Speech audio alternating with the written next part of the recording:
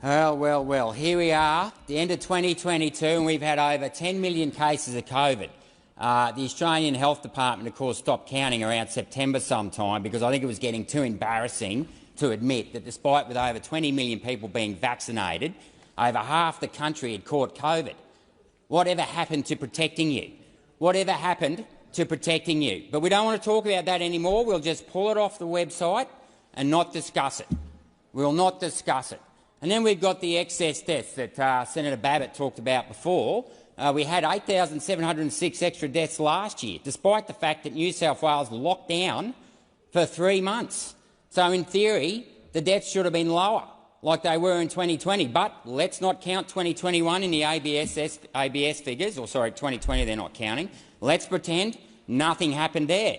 Almost 140,000 jab injuries, more than all the injuries reported from vaccines since 1971.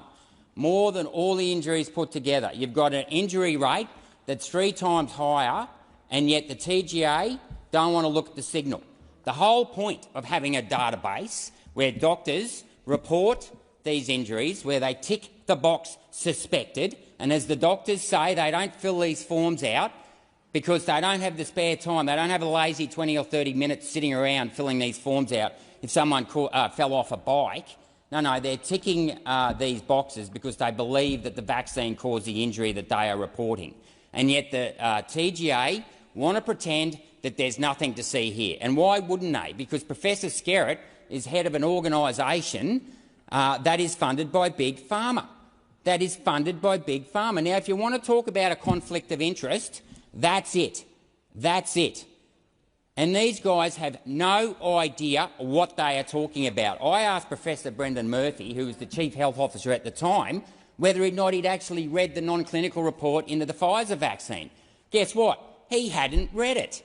Despite that, he'd been saying for the last a couple of days earlier that the spike protein wasn't in the blood.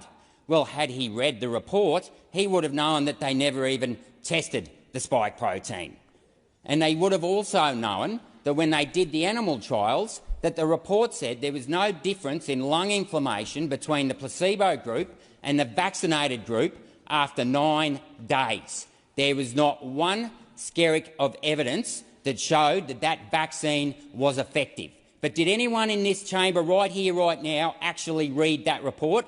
I bet you not. But you all went out there and said it was safe and effective where you didn't have a clue what you were talking about. And shame on you, because the law in this country, in the Australian Immunisation Register, says you cannot be coerced into taking a vaccine, number one, and number two is that you need to be properly informed about what is in the vaccine.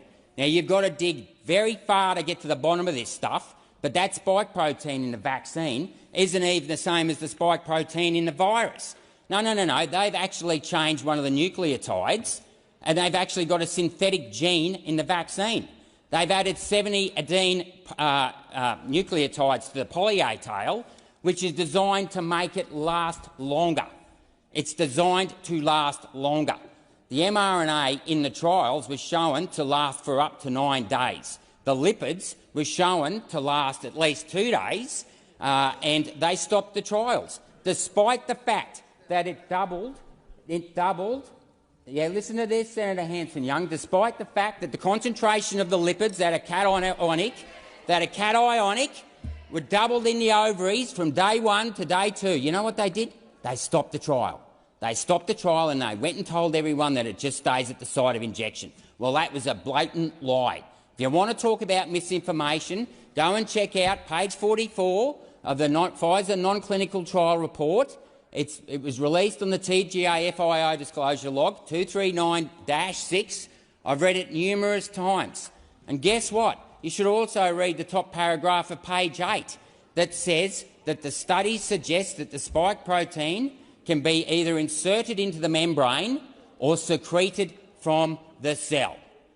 Now, what does that tell you? I'll tell you what that tells you. It tells you that rather than actually killing the actual pathogen, which is what a normal vaccine would have done, this particular vaccine goes inside your cell, takes over the reproduction, the ribosomes, which is what produces the protein, and then starts producing more of the toxic substance.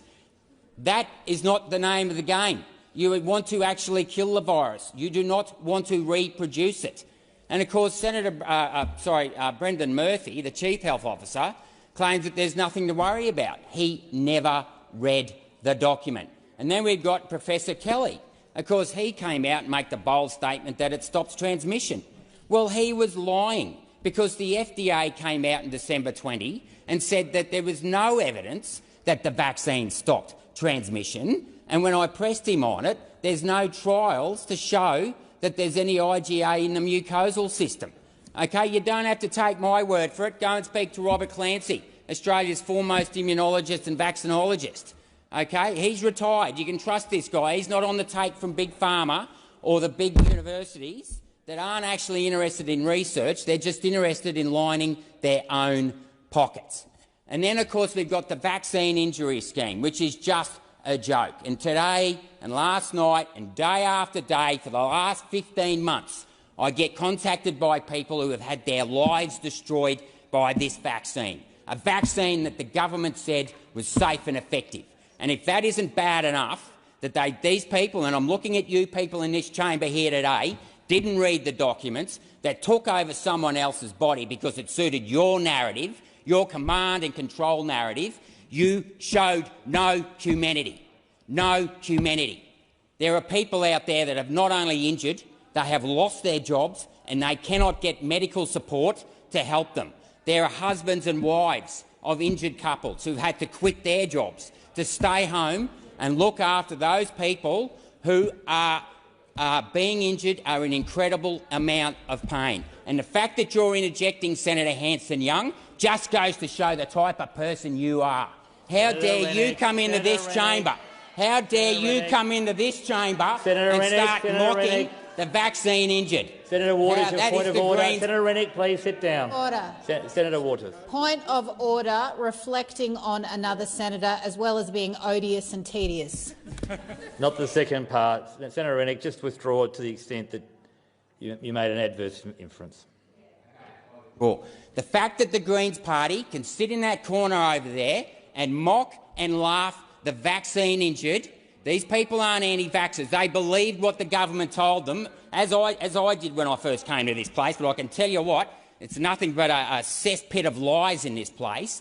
But the fact that the Greens party think that they can just sit there and mock the injured. These people believed in the government. You want to talk about trust and transparency? Oh, yep, there's Senator Walters again mocking, going, come on. Maybe you should pick up the phone. Maybe you people should pick up the phone and talk to some of these people who have been injured.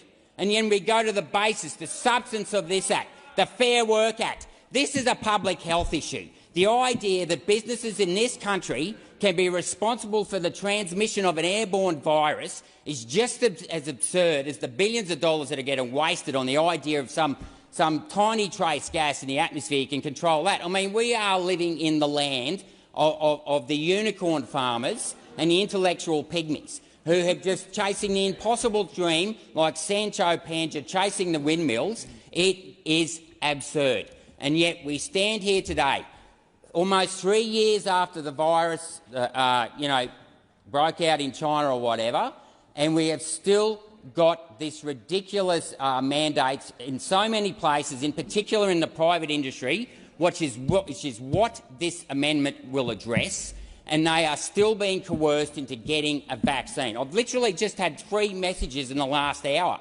about people who are losing their jobs, not in the health sector, but in sectors that are outdoors, nothing to do. It is absurd.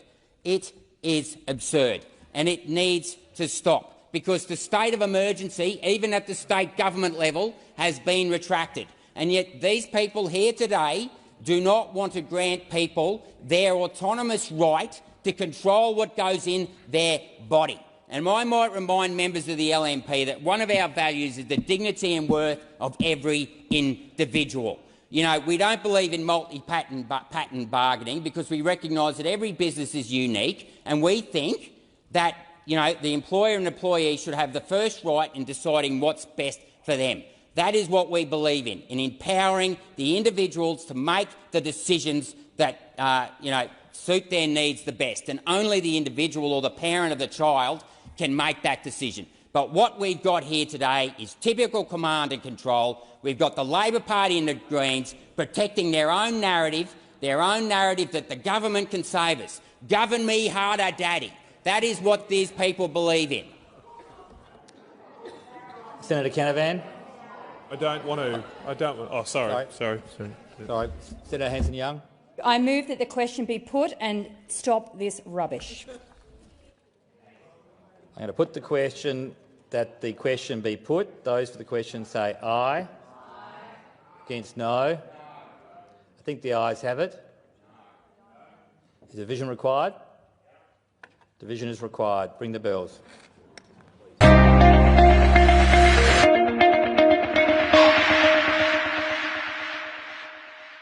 Authorised G. Rennick, LNP Chermside.